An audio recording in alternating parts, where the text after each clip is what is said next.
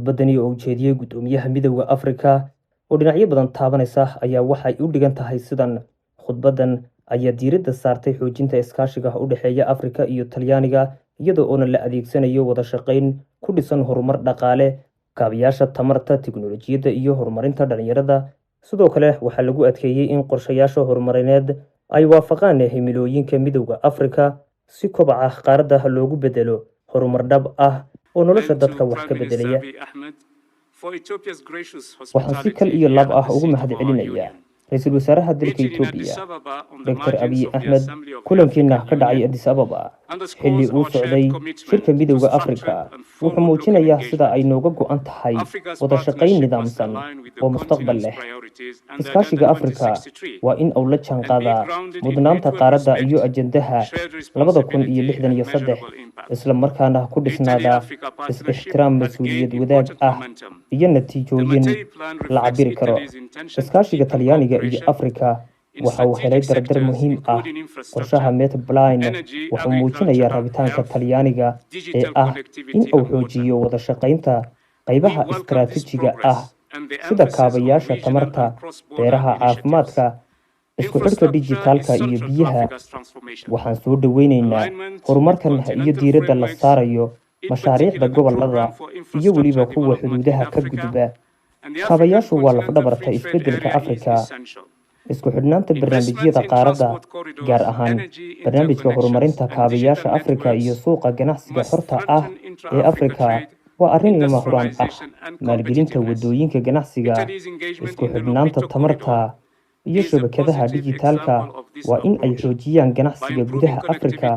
Ka qaybgalka Talyaaniga ee maran ganacsiyeedka Lobito waa tusaale wanaagsan.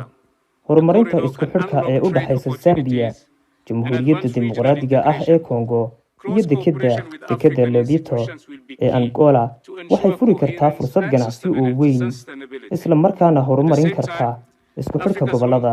Wada shaqayn dhow oo lala yeesho hay-adaha Afrika ayaa muhiim u ah xoojinta iyo isku dheelitirka.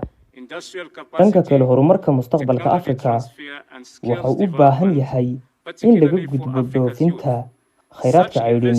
Iskaashigu waa in uu taageeraa kordhinta qiimaha wax soo saarka, awoodda warshadaha, wareejinta tiknoolajiyadda iyo horumarinta xirfadaha, gaar ahaan dhalinyarada Afrika. Maalgelinta noocani ah waxay abuuri doontaa shaqooyin sharaf leh, waxay dhiirigelin doontaa hal-abuurnimadeenna, waxayna wax ka qaban doontaa saboolnimada iyo xasilooni darrada. Qaaraddu waxa ay sii wadaa in ay muujiso adkaysi iyo awood koboc. Mas'uuliyadda wadajirka ah waa in kobocaasi loo bedelo horumar loo dhan yahay iyo nolol wadaag oo ay dareemaan shacabku, iyadoona la raacayo mowduuca sanadkan ee midowda Afrika ee biyaha iyo nadaafadda waara. Waxaana soo dhaweynaynaa diiradda Metaplan ee qaybtaasi muhiimka ah.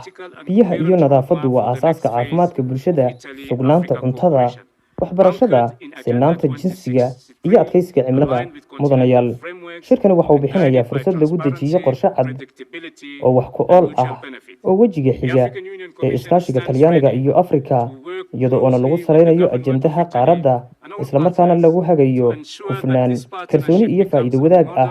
Guddiga midowda Afrika waxa uu diyaar u yahay in uu si dhow ula shaqeeyo dowladda Talyaaniga iyo dhammaanba la hawlgalayaasha si iskaashigan uga dhigo mid tusaale u noqda wada shaqayn dheelitiran oo mustaqbal leh. Ayaan hay saaxiibayaal aad iyo aad ayaad u mahadsantahay haddii aad halkan nala soo gaadhay. Fadlan haddii aad nagu cusubtahay nagu soo biiri, subscribe noo saar channelkana soo follow garee, like share muuqaalkan sii share garee wadaag saaxiibadaada. Mahadsanid.